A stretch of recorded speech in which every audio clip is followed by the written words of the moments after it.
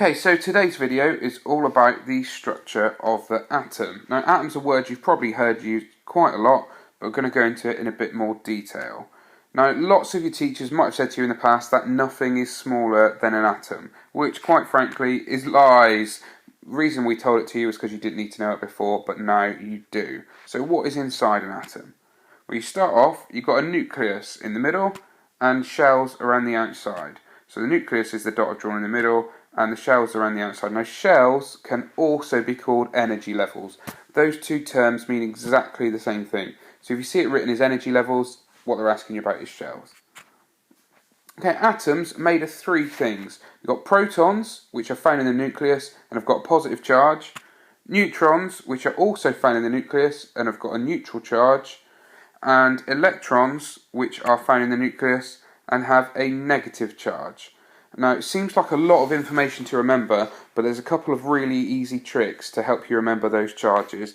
The first one I would always do is neutrons. Neutrons have a neutral charge. Those words sound almost exactly the same, very easy to remember. Then you've got to pick between positive and negative and protons and electrons. So once you've got the neutral-neutron bit out of the way, do the protons. P for positive, P for proton. Really easy to remember. And then that leaves you with only one choice of electrons, so they have to be negative. Don't fall into the mistake of thinking N for negative, N for neutrons, because you'd be wrong. So remember, just like I've just said, neutrons are neutral, clues in the name. And then you've got P for protons, P for positive. A really common exam question would be asking you to complete or fill in the information that's in this table. So go through it now. You need to know the charge of these things, which we've just talked about, and the mass, which I haven't mentioned yet. So the charge, just like I said before, neutrons have a charge of 0. 0 is another way of saying neutral. So neutrons have a neutral charge. Next one was P for protons, P for positive. So every proton's got a charge of +1, and that leaves electrons, which have got to be negative. Now, talking about the mass part, I said on the previous slide that protons and neutrons are both found in the nucleus. So that is what they have in common. They both have a mass of 1. And electrons, compared to them, are absolutely tiny. So we pretty much can say their mass is 0. It isn't quite 0, it's actually 1 over 2,000, but either of those would be absolutely fine for you to write in an exam. Okay, so we've got our diagram of the atom, got our nucleus, and got our shells. Another fact you need to know is that the nucleus is absolutely tiny. It is ridiculously small compared to the overall size of an atom. The way I've drawn it there is totally not to scale. Now, I know atoms are really, really small anyway, but to give you an idea of just how tiny the nucleus is, if I said that there was an atom the size of Wembley Stadium, so drawn it on there, so that would be the shells around the outside. So the whole atom's the size of Wembley Stadium. The nucleus would be the centre spot in the middle of the pitch. So the nucleus is absolutely minuscule compared to the size of an atom. Okay, so got our nucleus, got the shell on there. So the nucleus, like I mentioned, that's where your protons are and where your neutrons are. And then shells around the outside are where the electrons are. So just to represent that on the diagram, I've got the protons, neutrons in the nucleus in the middle, drawn like that, and the electrons as the crosses drawn around the outside. Most of the questions you get in the exam, you won't have to show the protons and neutrons in the nucleus. You can just do it like I've been doing in previous diagrams, just as a big dot.